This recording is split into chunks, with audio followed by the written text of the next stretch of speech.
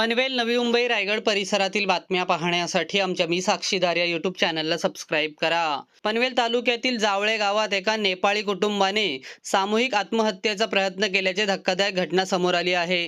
या घटनेत 22 वर्षीय संतोष बिरा लुहार याचा मृत्यू झाला असून उर्वरित 4 जण गंभीर अवस्थेत नवी मुंबईतील MGM रुग्णालयात उपचार घेत आहेत. मंगळवारी रात्री या कुटुंबातील सदस्य काही दिवस घराबाहेर दिसले नसल्याने शेजाऱ्यांनी पोलिसांना माहिती दिली.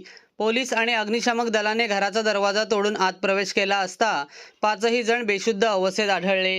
प्राथमिक तपासात समोर आले आहे की त्यांनी चहामध्ये विषारी पदार्थ मिसळून आत्महत्येचा प्रयत्न केला. संतोष सोबत त्याचा भाऊ रमेश बिरा लुहार, रमेशची पत्नी बसंती तसेच त्यांची 2 लहान मुले आयुष आणि आर्यन या सर्वांना उपचारासाठी उपजिल्हा रुग्णालयात दाखल करण्यात आले. पुढील उपचारासाठी त्यांना नवी मुंबईतील MGM रुग्णालयात हलवण्यात आले. या घटनेमुळे परिसरात शोककळा पसरली असून आत्महत्येच्या नेमक्या कारणाचा तपास उलवा पोलीस करत आहेत. आर्थिक समस्या, कौटुंबिक ताणतणाव किंवा मानसिक आरोग्याशी संबंधित कारणे यावर अधिक तपास सुरू आहे.